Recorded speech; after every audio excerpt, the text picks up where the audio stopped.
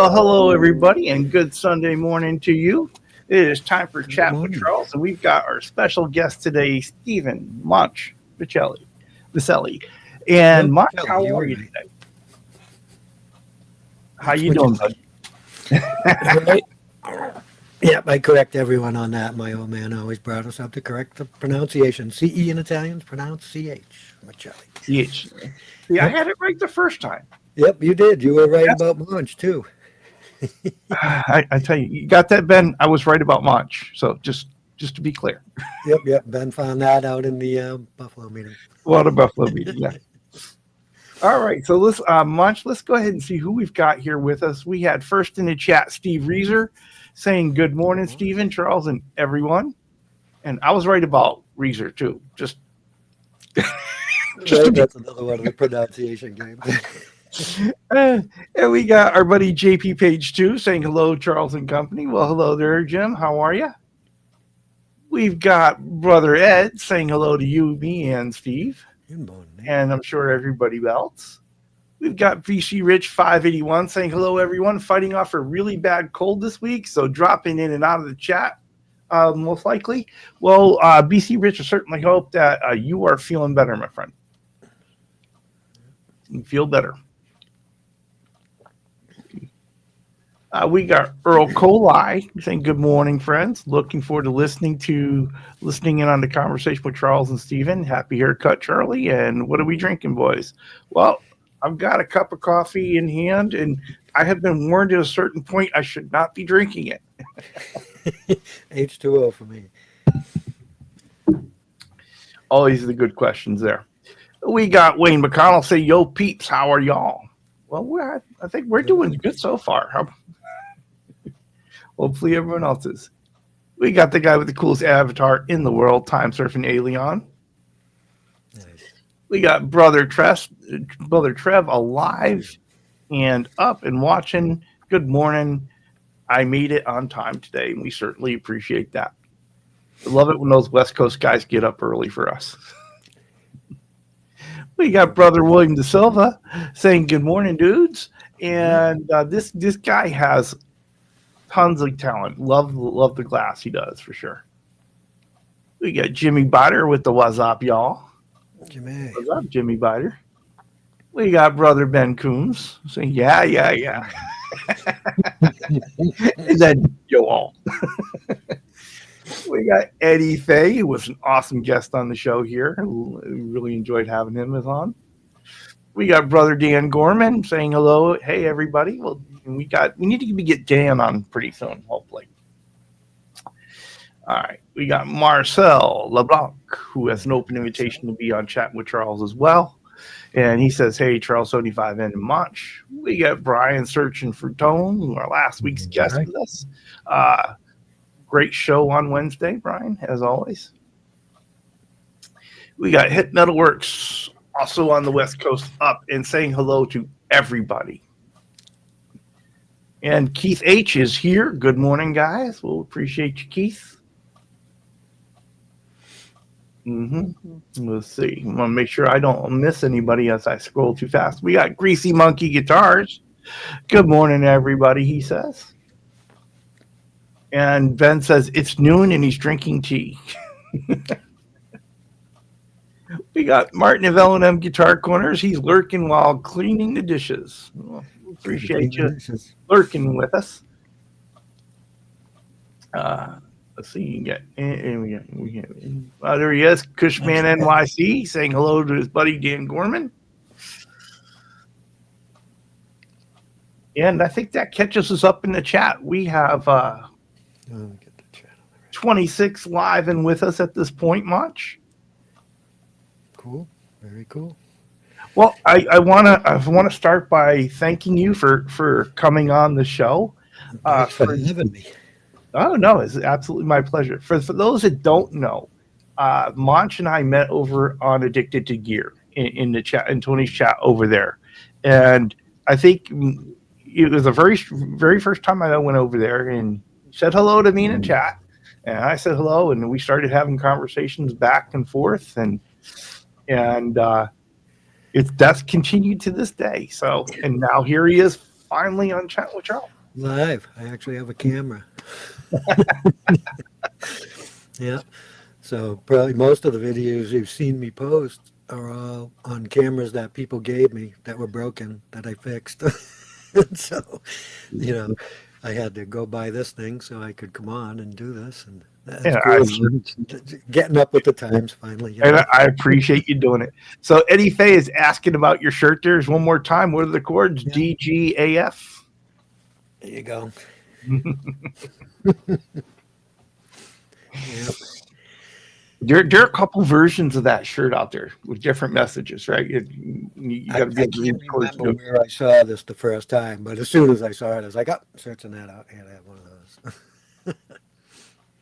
Yep. But no, we you and I have been going back and forth ever since then, and introduced each other to other channels, and it's just been great. So this is something I've been really looking forward to.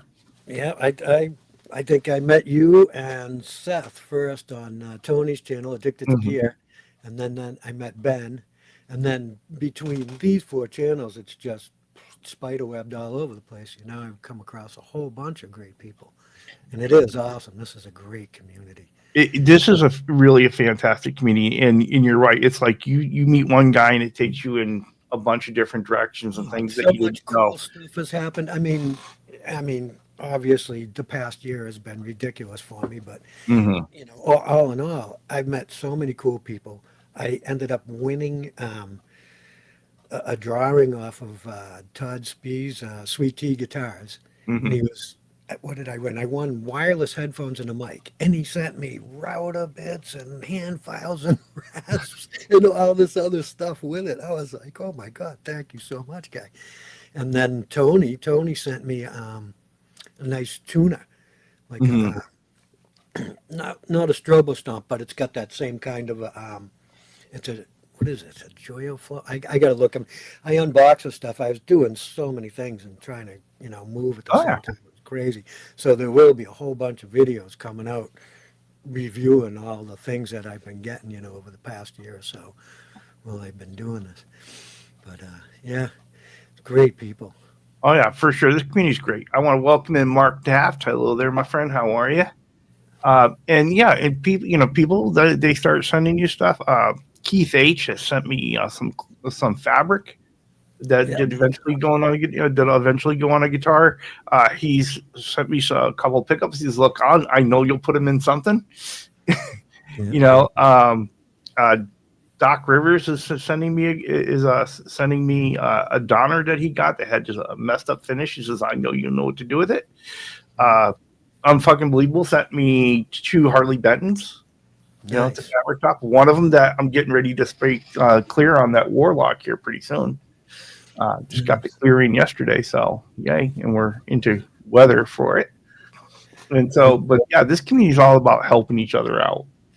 When I don't know, probably midway through moving into this place, um, the guy I moved in with here, his best friend, his son bought the house across the street from their family home. There's a Mm-hmm. guitar in the basement. He's going to throw it out. Bob's like, I ain't throwing that out. Give that to Monch. He's like, hey, can you use the tuning keys off this or something? I'm like, I'll fix this guitar. It's a 1971 Univox classical. I Oh, haven't had very a nice. nylon strung guitar since I was 22. So Mm-hmm. it'll be great to get this hand going again. And this hand, this is the one I crunched, unfortunately. And so I don't know how I can show you on the camera. That's as far as that bends. That actually Ah, hurts. And that's as far as it straightens out. So if you see me playing and I'm playing C chords or oh yeah. anything where I'm using my index finger in a chord form on the lower B or E string, my elbow's in my stomach so that I can make my So finger you can move. make that, yeah. But for a long time, I couldn't do that at all. I quit playing for 12 years. I'm Well, glad I I kept I doing am so glad that you found the way, my friend. So glad you found the way. it. And, that was Alexandra Zerna. You guys have heard me mention her. Mm-hmm. Um, and so, well, let me back up a little bit. While I was taking care of Mom, I would play videos to make her smile. And she's a strong woman. She, Mm-hmm. loved the strong girl. So Tina S. doing Moonlight Sonata, right? So Mom's got a smile ear to ear. And then YouTube's thing directs me to an Alexandra Zerner video of her doing a Yngwie Malmsteen cover. And she Mhm. killed it. And I was just like, wow, who is this person? So I started checking her out. But she teaches, and she had a series she did called Dr. Zerner's Guitar Lab, and the first one is stretches for guitar players. So that's what I started doing, was stretching my fingers and pushing it. And, here I am today. I'm playing again, So it's a good thing. And that's amazing. Just accidentally happened on the video, and it's the thing that brought you back to playing. Yeah, God's a funny guy like that. He puts you where you need to be and puts the Mhm. stuff in front of you need to see. Well, But I, I want to start. Let me start at the beginning for you, okay? well, let's back up just a sec before we do, because I know you're going to go there, but this one I have to do. Eddie Faye says he sent you a tuna. Are you from Boston too? South of Boston. I can see it out the window. I can see the skyline from here. I'm in North Quincy. Okay. And let's welcome in Guitar Man 45, who has an offer for two Gretsch guitars, a one Streamliner, as a 50 and a 5655 for 400. I think that's a good deal. Oh yeah, that 5655 for 400 alone is a deal. So, just saying. And I wanted to welcome in Bo, and I want to welcome in Dan? Keith from For the Love of Guitars.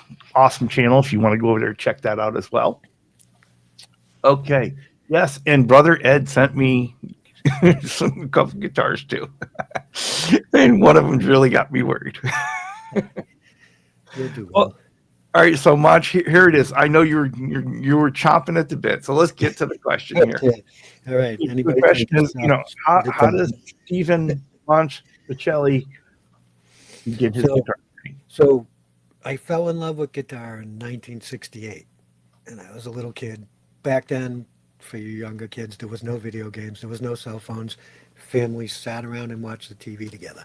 So we were watching the Smothers Brothers, and this guy comes out, Mason Williams, and plays classical gas.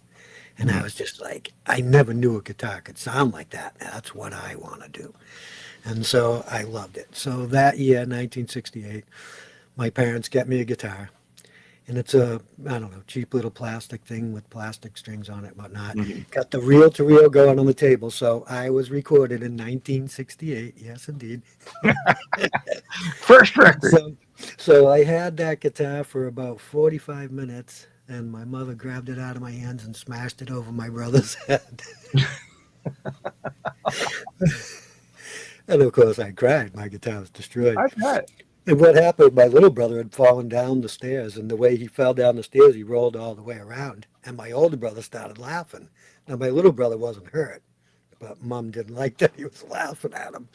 And so that was the end of that guitar.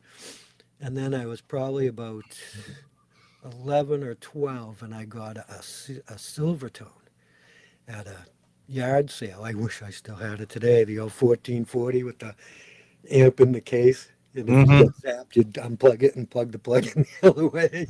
And so I had that for, oh God, I don't know, a few years. The funny thing about those Silvertone cases, they are still in demand, right? I mean, The money for them's crazy. If I had that guitar today, I'd sell it in a heartbeat. It was like tissue paper. I was going through my guitars here the other day, and I pick up a few of those things, and then I grab my Gibson. I'm just like, oh my God, I forgot. This thing weighs a ton. Yeah, accordion, right? I was playing trumpet in '69. I still have my trumpet bow.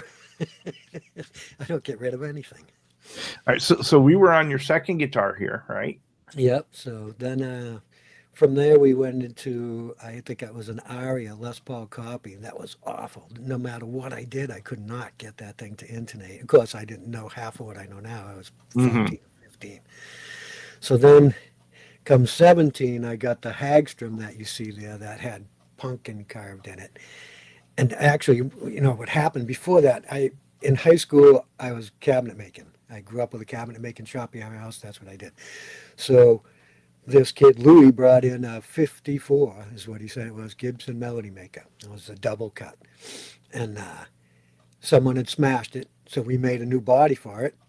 We're woodworkers, right? We Of want to have course, a new, why not? and so I did the finish on it. He cut it out. We pocketed it all up, put it together. Both got A's for the job. He's like, "Hey, Munch, you want to buy that guitar? I'll give it to you for $40." I was like, "Okay." Now you got to understand, this thing did not say Gibson on it anywhere. It said Hmm. Melody Maker in teeny little letters just between the neck and the neck pickup. I never heard of Melody Maker. I didn't know nothing, teenager. And so the guy that had that 12 string Hagstrom's like, I'll tell you what, Munch. He says, you give me that piece of junk you're playing and $100, and I'll give you this 12 string. And now I had played the 12 string before, and it was just the smoothest playing thing. Hmm. So I said, okay. Soon as we did the deal, he's got the guitar over his head. Yeah, yeah, it's a 54 Gibson Melody Maker. I ran the numbers. There was only 6,000 of them made. Blah, blah, blah.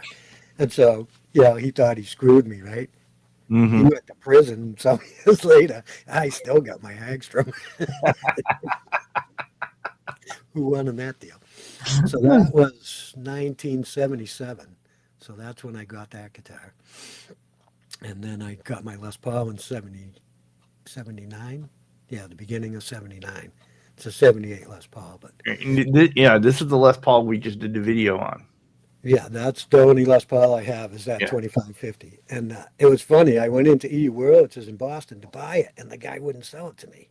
Because I was just a teenager. Oh, no, no, you want this. Trying to sell me some $300 Paul. And so I was like, man, I want that guitar. So I came home, cleaned out my bank account, which was probably a whopping $350 or something. And I went back there the next Saturday with my girlfriend. I'm going to wave this money in front of his face. We'll see what the cash makes him do. I go in the store, and lo and behold, Phil's working behind the counter. He's my friend's father's brother from church, and he loves me. I'm like, Phil, if I give you this money, will you take that guitar out of the case? He's like, sure. Hands it to me. You got an amp? I said, yeah. What do you got? Amp peg. He says, oh, there's a B4 right over there. Plug in. So here I am, completely unworthy of owning this guitar, playing it E which is probably playing Stairway to Heaven because it was still acceptable back then. Right. And, but I'd go in there every week with my $100. And at the time, I was making $3.29 an hour. And that was because I worked a union job. Minimum wage was $2.99. That's union wages. Wow. Union wages, baby. So, but I mean, it was a different time then. Gallon of Hmm. gas was 28 cents. 30, well, actually, in the 70s, we had gotten up there a little bit. But yeah, yeah, we did have real workshops. Well, Oh, we did for sure. yeah, Wurlitz's was great. Yuko Frets was upstairs. You could get anything done up there. It was amazing. Now, I guess they're gone. Everything's gone. There's hardly any shops around anymore. The internet. But Mhm. so let's see, what did I get after the Gibson? I got my Fender. I have a Fender acoustic. I don't even know what year, maybe 92 or something. And I think I bought that used. And then I had given away my Yamaha AG160. That's right, I forgot about that one. Someone was selling the guitar for $15, right? So I go over the house, and this girl's got this beautiful Yamaha AG160 strung with steel strings. And I'm like, honey, all we got to do is put classical strings on this, and it will sound beautiful. Didn't want nothing to do with it, nothing to do with it. Here's your $15. I walked out of her house down to the music store on Beale Street. Strings were 50 cents a piece. $3, cut strings, strung it up. And I kept that till 1982. Gave that to a childhood friend I grew up with. And I also ended up giving him my Epiphone 12 string that I had got in a subsequent birthday. But when I lived up in the country in the 90s there, I picked up my Alvarez 12 string. It was a music store going out of business. And so I went in there and, he had three 12 strings in there. I tuned them all and Mhm. checked them out. And that was the nicest one. And so charged me $150, right? So I thought I bought a used guitar. I get home and playing it a while, and all of a sudden I see the stuff peeling off the pick guard. I'm like, no way. I just bought a brand new Alvarez for $150. So that was great. I still have that. Let's see what came after the 12 string. Let me turn around here and look. I'm stepping on my tuner. Um, I don't know. I'm losing losing my word here. I guess probably the next one after the 12 string was that Ibanez RG421 that Ben made me buy. He loves that phrase, though. He really does. Thanks, Ben. I do love it. It's great. But yeah, I mean, we watch Ben's show all the time. Mhm. Great comedian Ben. Oh, you're good.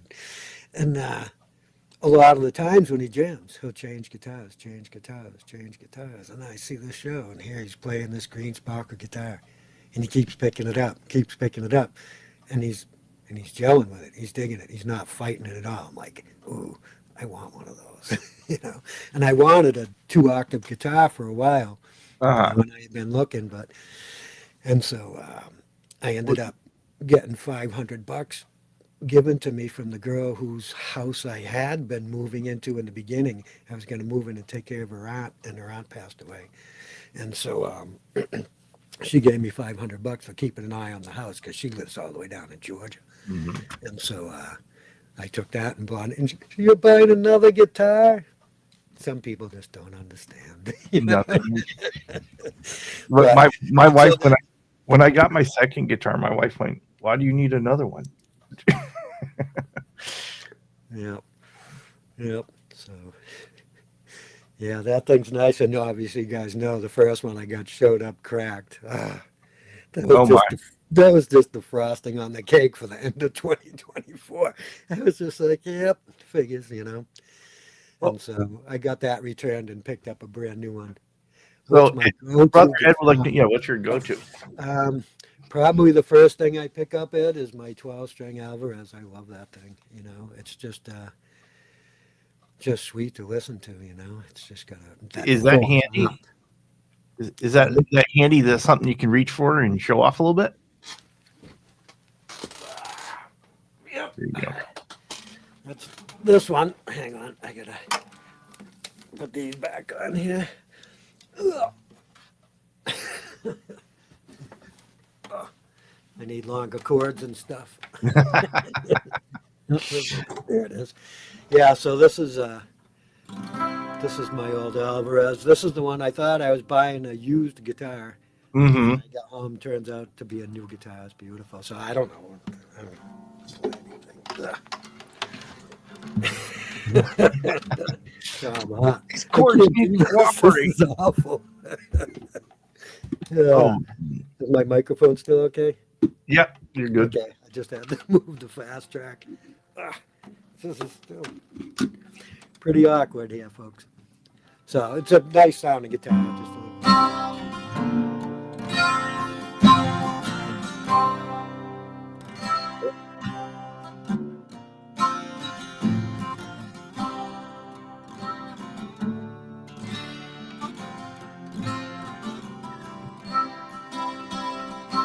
It sounds beautiful.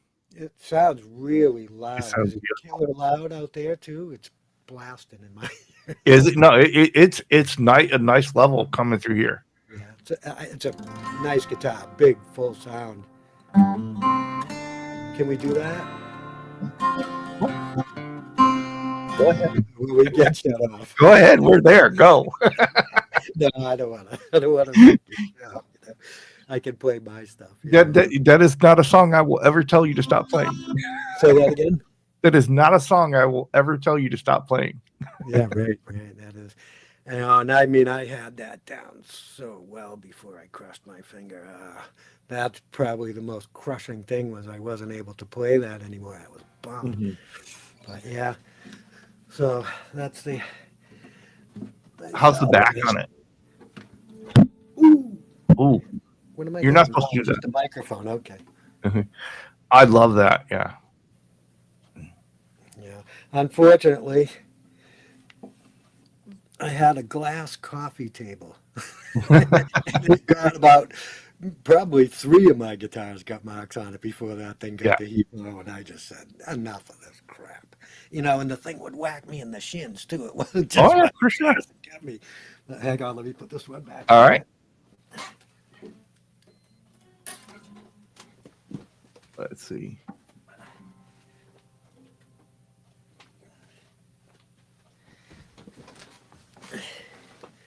Hello there, Sean Hockey. Welcome in. This is the most recent one that I bought. Here. And this was the one with that dead, dry neck. Yeah, Get to reel that back up again. But man, look at that thing. that wood is beautiful. It is. It's just amazing.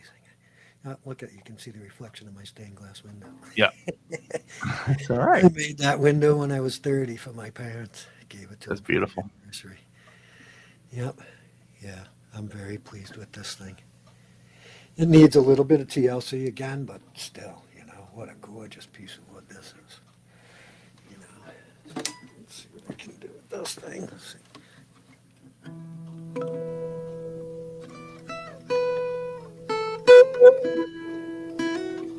Again, playing copyrighted music, huh? Sorry, we're not monetized, so we can't do anything. Okay.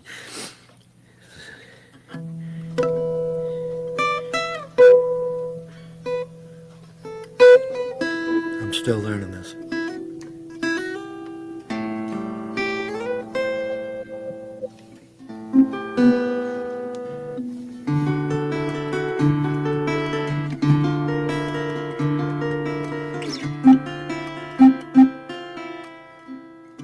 Missed a note.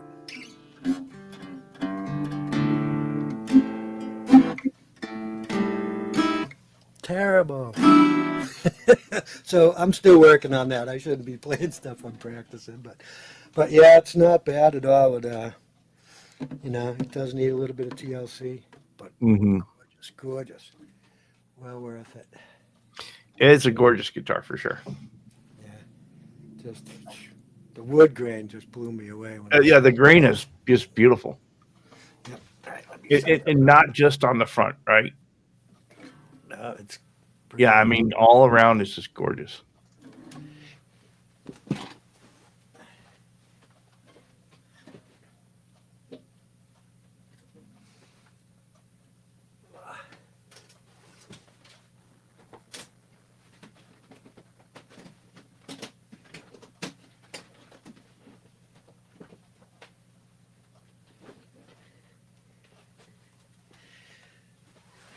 And this is the one Ben made me buy. Brother Ryan.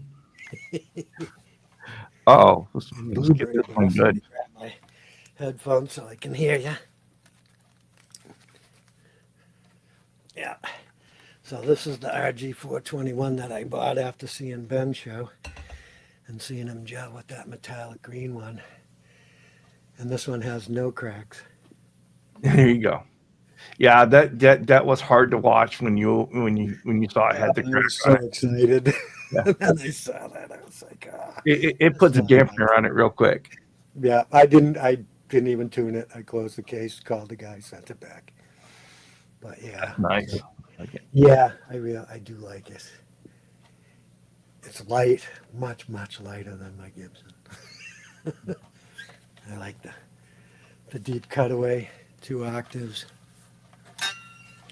Again, I wasn't able to get the sound through, but in the future we will.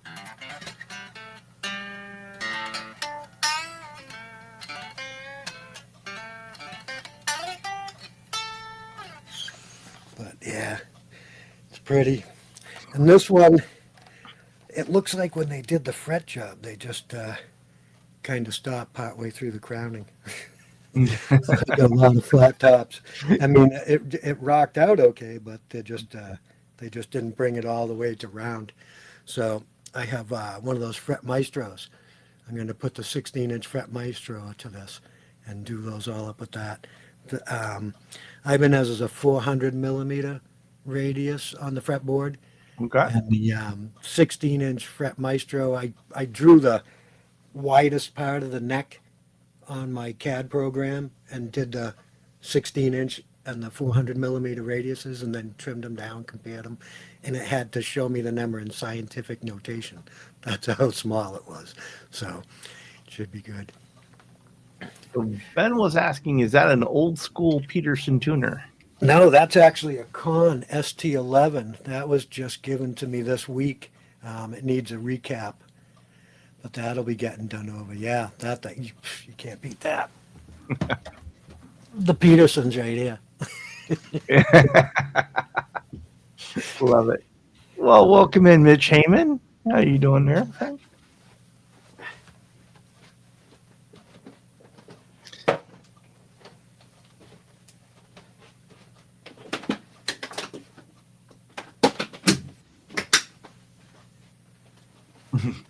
The guitar Bo says he was required to carry a tuning fork. Always had one in the case.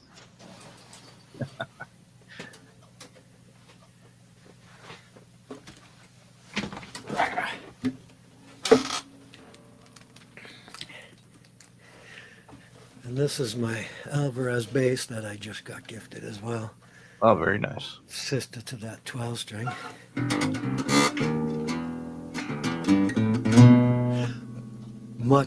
Much bigger slides when you go to move to. I mean, what a huge gap, just to go a couple of frets. Long scale bass, first one I've had,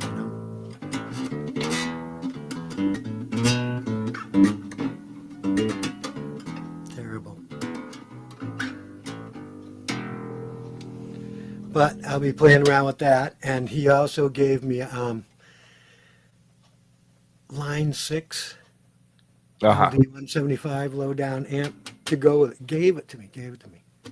This guy is he's been a professional musician for 40 some odd years, and he's retiring. He's giving all kinds of stuff to me, and he's going to be selling a bunch of stuff too. So there you go. Keep your eyes open there. So Ryan wants to see all your EVH gear. I don't have any. I did get to see Eddie in '79, September '79, when they first came out. When they first released the first releases on the radio, was it Running with the Devil and Atomic Punk, I think, were the first two. And I used to have this old Sanyo boombox I got from the Navy base, and I recorded that tape. And so we'd all hang out and play Frisbee in this parking lot down by the train station. I come down with that thing blasting. All my friends are like, what the hell is this? We'd never heard anything like Eddie before, Right. So a whole gang of us got tickets and went to see that concert. That was great. David Lee Roth was out of his mind. What a showman. I mean, I know a lot of people, they like him, they hate him, whatever. But when he came to that show, he had the audience, and he's telling stories that would lead right into the song, It was a good show. It was great. I really liked that first album. Everybody's parents hated it, but Of course. we all loved it. That's part of the reason why everybody loved it, right? I don't know. It was a definitely unique sound. I mean, nobody played with that kind of distortion and still had that much, I don't know, what do you call it? Harmony in it, cleanness in it at the same time. You know what I mean? Crisp. He had that high distorted sound, a high gain, I guess, but still so clean. I know he had chorus. Actually, I bet Ryan could tell us everything that he used on that album for sound. But yeah, it was definitely unique at the time, and it grabbed us all. It was something else. But yeah, I don't have any Eddie stuff. My hands don't move like Eddie's, and never will. Mine don't either, but I don't have an excuse. Yeah. Well, I'm getting better again now, and crushing my hand, and really making me step back and rethink everything. It actually put me in a better place for learning, because I was still stuck in the old way that we did it. Rewind the cassette, rewind the cassette, rewind the cassette. I'd never even heard of tablature. Tablature to me was for harmonica. Do you blow through the hole or draw? I never even heard of it for guitar. And then, because I was promoting Alexandra's stuff, she sent me her song Diamond in tablature. And I was like, this is great. It tells you what string to play, what finger. I was like, wow. So I probably have a dozen tablature books now, in what, a year and a half, 2 years.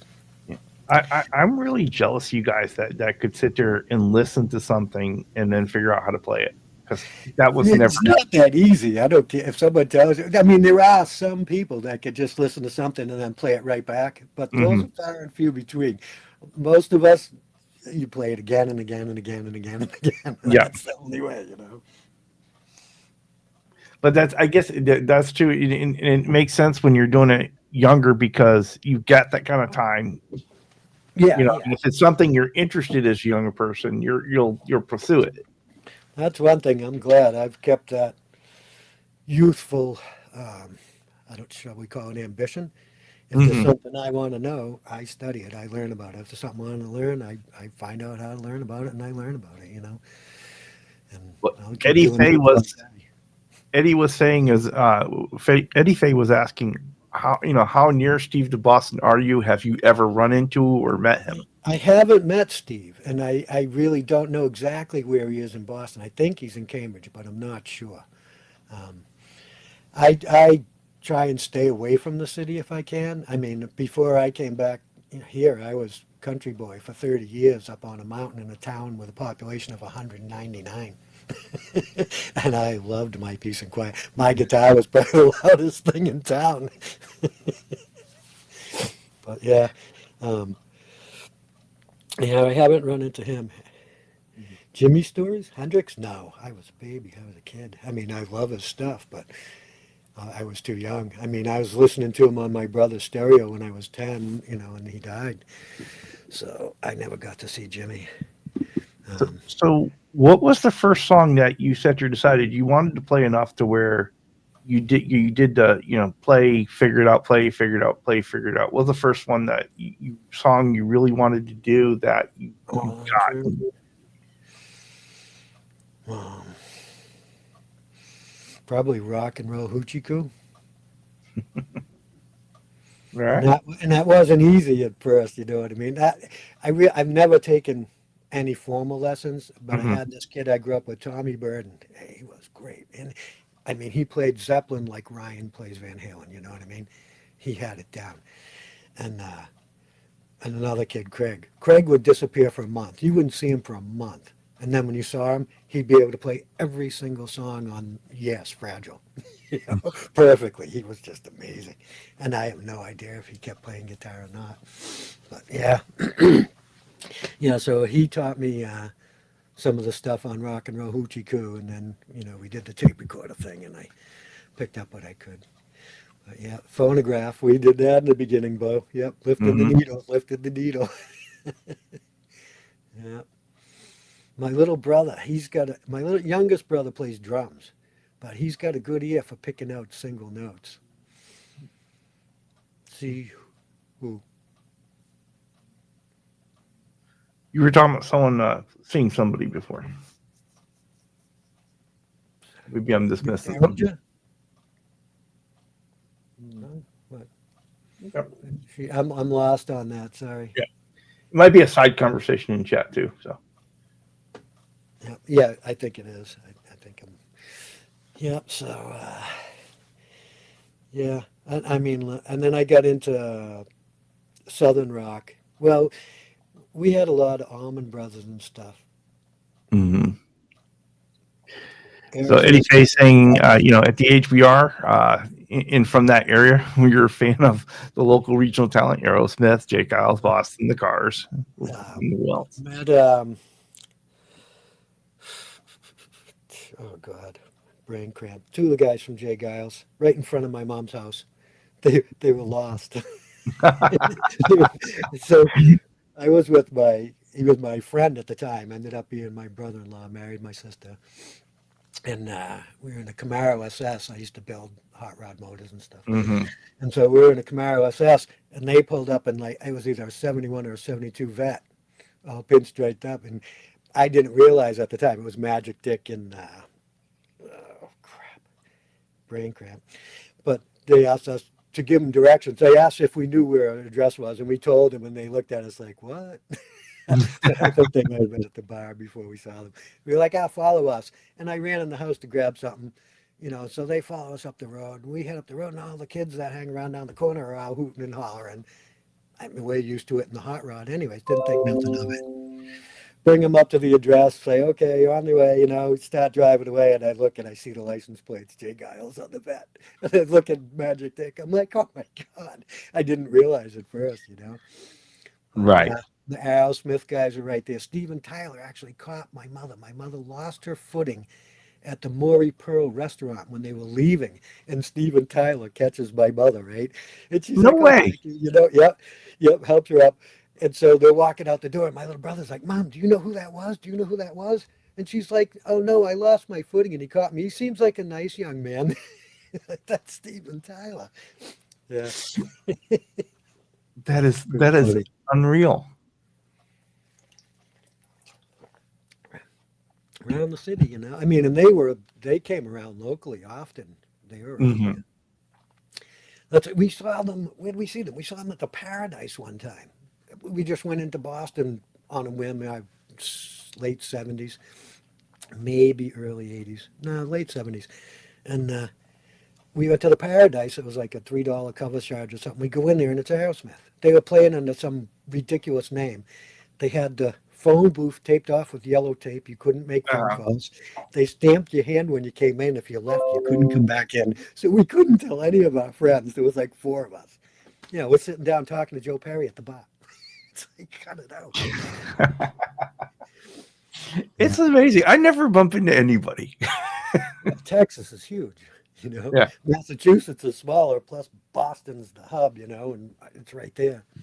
So there's a lot more people. God, I've seen people playing in subways that, I'm like, what are you doing here? Oh, I'm in Hmm. town for a show. Just figured I'd get back to my roots. I'm like, no way. Yeah, it's pretty. It does have its perks, but I'm a peace and quiet guy. I like the quiet. Give me the country any day. Maddie. Yeah. And Josh is here too. Hey, Josh, how you doing there, buddy? Welcome Yeah, in. I haven't. Sorry, anyone who's been talking to me in the chat. It's going by too fast for me in there, and I'm just trying to focus on Charles. Brother Ryan Hall. Yeah. Yeah. So yeah, I know I've always been jealous of guys that sit there and do that because I get nowhere. I just get nowhere. But Well, I you can know, the watch. thing now, you got YouTube. Now you can take Yeah. these things and click them to half speed. I'm like, Hmm. phenomenal stuff. Actually, let me grab my other 12 string here for a second because I know All I right. want to see that. Well, this is true, Eddie Fay. It is big and wide open. Yeah, it's hard to run anybody. But you would figure, with as much time as I have to spend in Austin going to work, that bump into more music artists.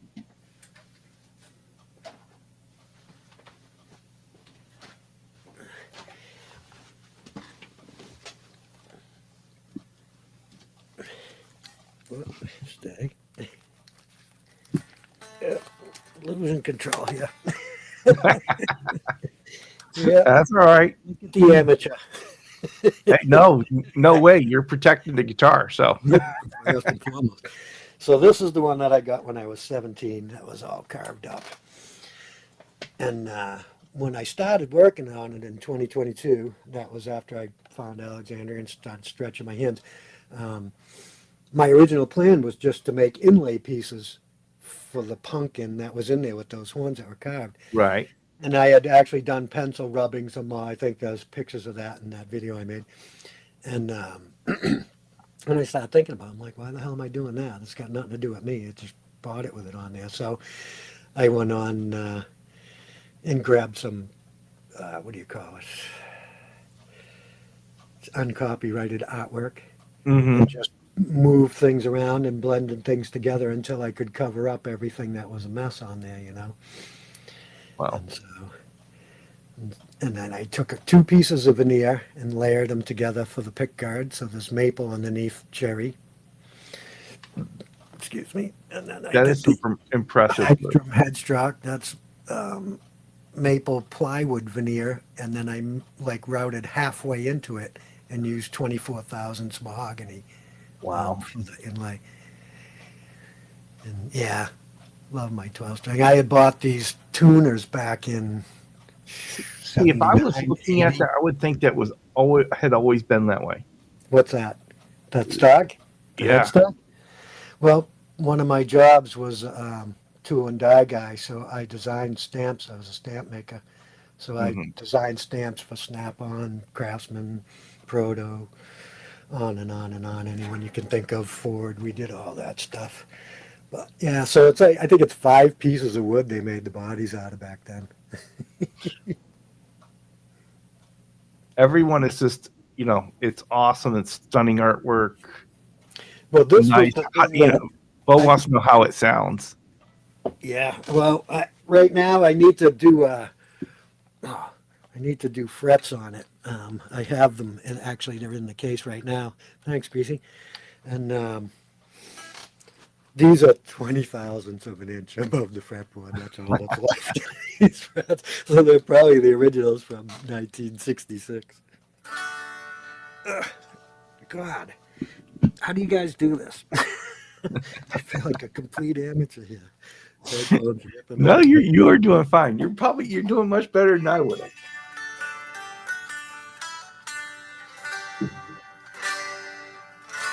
And so this is tuned regular EADGBE.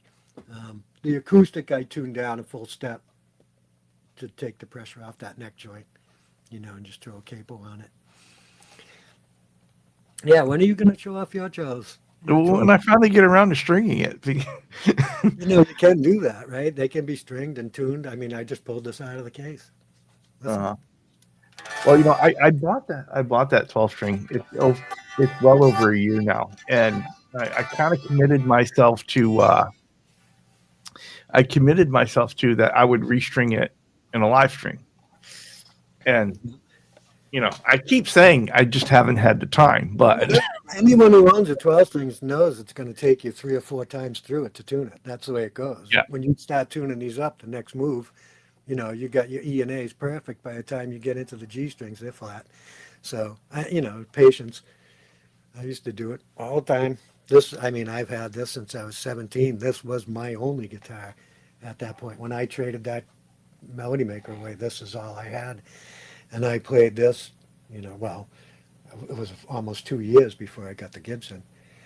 But I did this in a talent show. We did a talent show at the Wollaston Theater. They ripped that down. I can't believe it. It was a landmark. It had an orchestra pit and everything. And they tried to tear it down, and they wouldn't let them, and then they just neglected it and let the roof cave in. But, yeah, I played this on the stage. We had my buddy Sal, 21-piece drum set. They're out there. You ready yet? We're like, no, almost. Almost. Putting this drum set together. And We're Sal working. was probably 5'2" with these giant mirror shades, so you could never see his eyes. And he was great. His dad was a jazz drummer, and he was very much into Rush. So he had like a lot of Neil Peart influences, but he had that jazz roll from his dad. He'd start doing stuff, and you just couldn't help but get into his groove. It was so good. Right. I miss some of these chats. They go by. Oh yeah, it's one of the things where you really have to watch it afterwards because you're trying to track the comments and one feeds into the other. Oh, wow. But this is all kind of play off of restringing 12 strings. Yeah, but this is what got me really into this whole community, and it was because I believe it was Seth was showing off one of his Presley California customs, and Tony asked if anybody else had stuff they were working on. So I was like, yeah, sure. So I threw up a couple of pictures. Then I saw your stuff. I was like, oh my God, this guy's talented as hell. No, you're talented. I'm putting fabric on a body. You're doing inlay. Look at the results. I mean, look at the guitars. Oh my God.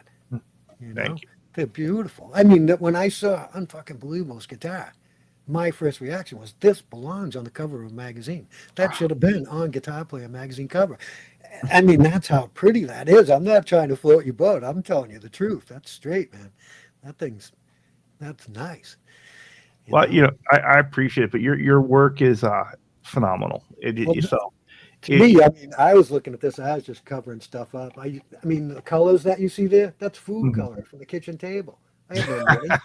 You know what I mean? That's oak veneer I made the leaves out of. I split them in 2 pieces and set up the grain. Well, that was one of the things that you and I had been talking about, having that ability to go ahead and fix something and change it just with the stuff that you have. It's something that you and I kind of share, right? Right. MacGyver's. Oh, wow. Yeah. Let's see.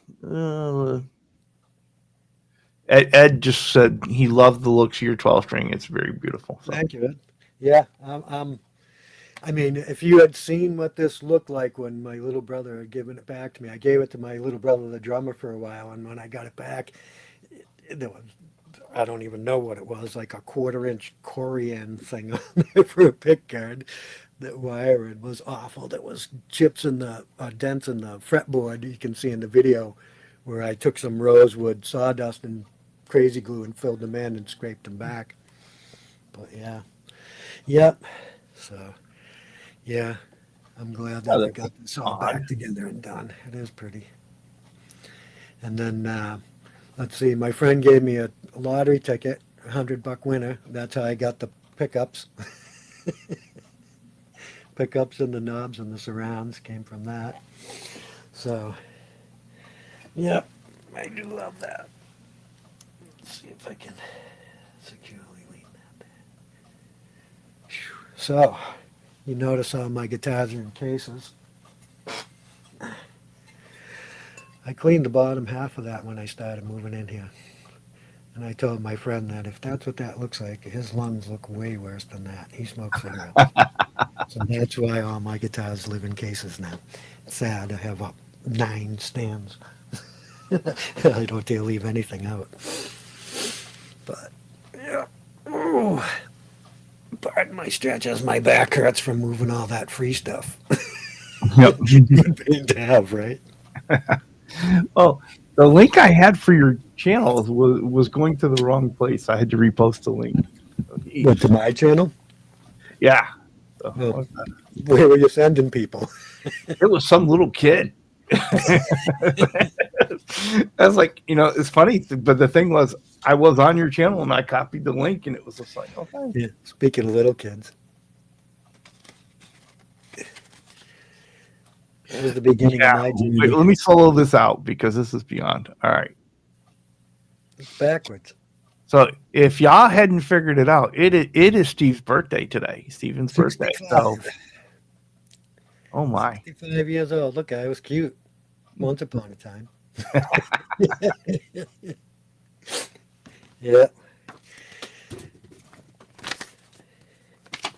Kind of interesting 65 years, let me tell you. Then there's the whole fam damly. And so, folks, guess which one you think Steven is. I was able to figure it out, but So this was 1967, I think. Okay. And then here's the same crew, 1997.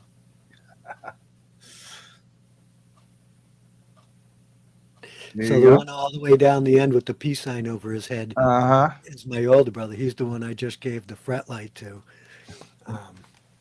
I had picked up a Crestwood Strat copy off of eBay for $29.99 and fixed that up for him and gave him that for Christmas last year. No, year before. No, last year. I don't know. No, year before last.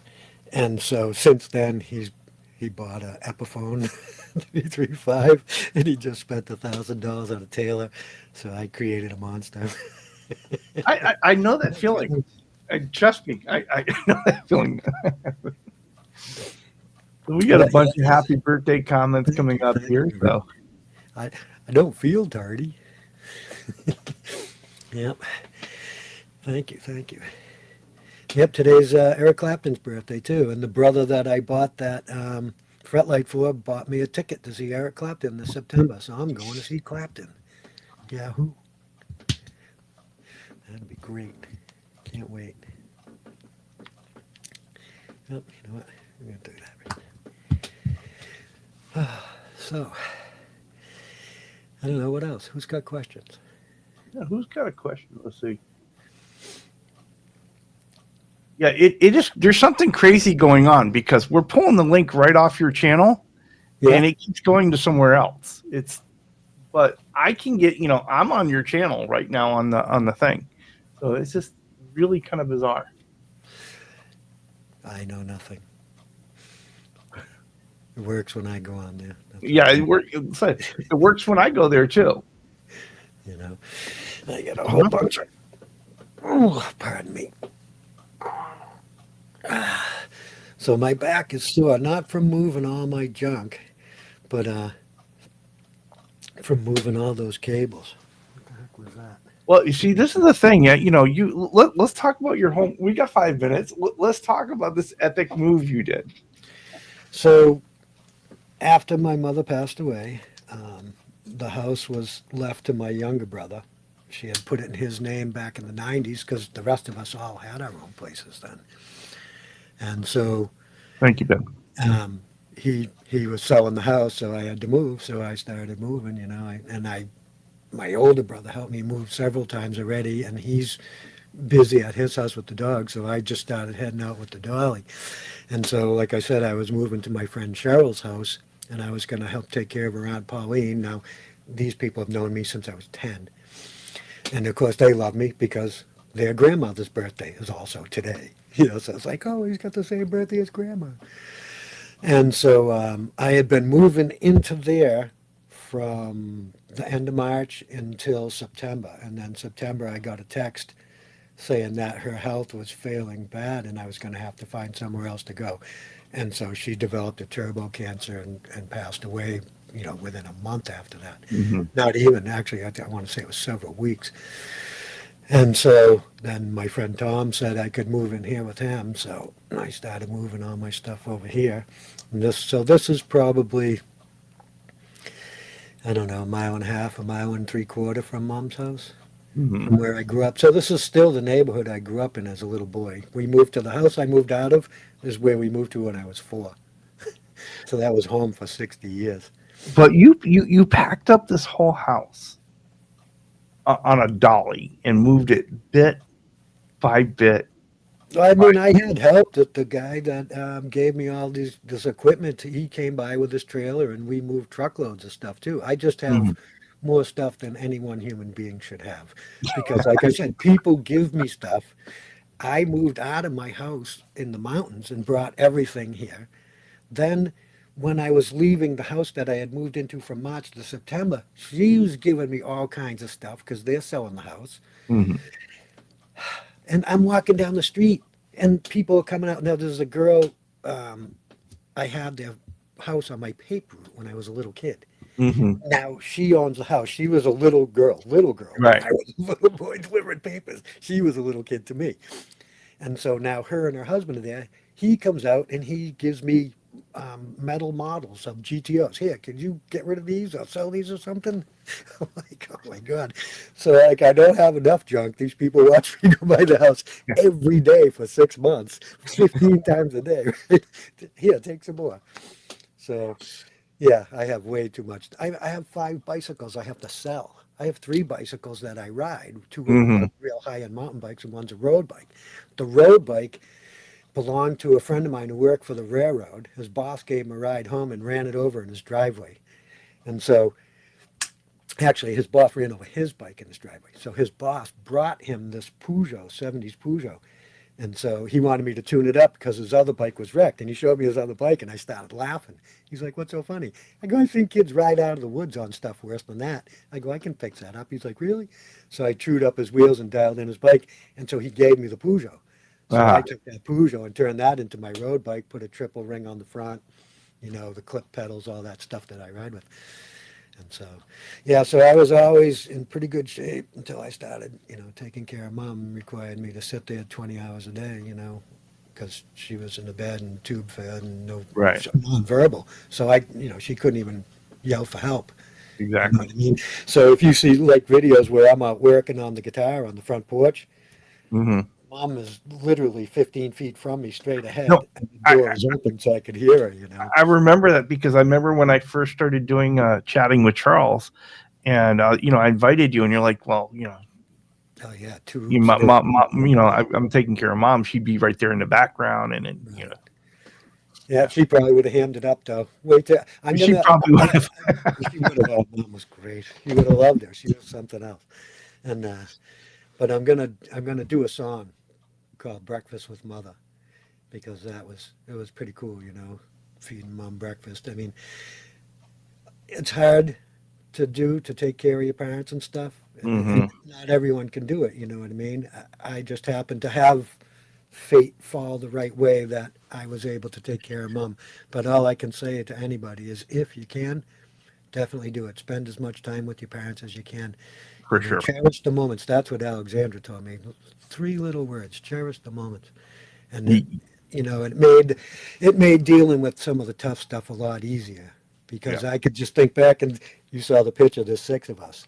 Mom Yeah. changed our diapers for 10 years. She was doing that, So I could handle it for a couple of years for someone who cooked me so many meals. Oh, that's funny. I have another picture. It's me and my younger brother in the backyard, and you can count our ribs. We're hands on the hips. And I can remember my mother looking at my father saying, Dad, Frank, neighbors don't think we feed these kids. If they ever saw how much they ate, we weren't allowed to go eat over our friends' houses because we ate mass quantities, Yeah. And then that was the way we were brought up. My father grew up in Miceli's Meat Market in West Roxbury. Was my grandfather's store. So my grandfather came here in 1899 to New York, built buildings, saved up his money, moved to Boston, bought this house in Boston and started the store and sent for my grandmother, and my Auntie Polly was born in Sicily and came to America and had a huge family. Huge. I had cousins that were older than my dad. It was ridiculous. Back then, having a family with children in the teens, wasn't a strange thing. And I can remember the stories of my mom telling us when she started dating Dad. She thought he was full of crap talking about all his brothers and sisters, She's like, nobody has that many brothers and sisters. And then she said one day, your father drives by me in the car. I'm jumping up and down, doesn't beep, doesn't wave, nothing, So she's giving my father a hard time. He's like, what are you talking about, Patsy? I didn't even have the car. You drove by me and such at 4:30. He's like, my brother Joe had the car. So she said, yeah, I figured he's lying. She goes, I go over there for dinner one time. She goes, there's 8 of them sitting at the table, all with the same face. She's like, oh my God, he wasn't lying. Love it. Love it. And it's funny. I mean, I have 3 brothers. We all sound the same. To me, we don't, but I've had my best friends that I hung around with every day talk to my youngest brother for 15 minutes on the phone. And then they say, yeah, okay, everyone's meeting down the sticks Friday night. He said, where? He goes, who is this? He says, Matt, you bastard, put your brother on the phone. Yeah, it's great where you can sit there and do that and give back a little bit that's been given to you. Yeah. I mean, there was definitely some tough moments, but compared to what our parents did for us, I did nothing, But, Yep. And then, you know what? Even though it was only for a short time, Brian, it means the world. It meant, and it had to meant the world to him. Sure. Yep. And our parents love us. They get it. You were talking about, baby and the children. And I worked at the steel stamp place, and there was a couple of 19-year-olds. They're just getting their first apartment, moving out of mom's house. And so they're a mile and a half away from their mother. And they're like, we're finally free. I just started laughing at them. I'm like, I'm 50. I said, when I get home, I have to call my mother. I goes, it doesn't end. It's not going to change because you live a mile and a half away. Well, folks, Music Therapy Labs is getting ready to go live here. We're gonna get out of his way. Monch, this has been every bit the great conversation I thought it was going to be. So I want to thank you for coming on. Thanks for having me. Maybe I can come on again and play some electrics next time. Oh yeah, you're going to be a part 2, 3, 4, I'm sure, on this one. Just want to remind everybody, Laz is coming on next, so go on and see him. And Ryan and the OU812 crew are be doing their Sunday jam, so go on over there. Ben Coombs has a community hang going on tonight, so that should be lots of fun. So looking forward to seeing all you. Everyone, thank you for being here with us on Chat with Charles and our conversation between me and Monch, and for being such an active part of it. We appreciate you guys. Want you to go have an awesome guitar journey from here. All right, we'll see you. Thanks for having me, Charles. Thank you, bud. All right, let's go ahead and play them out with our theme song. Let's see. Might help if I'm actually in the right place.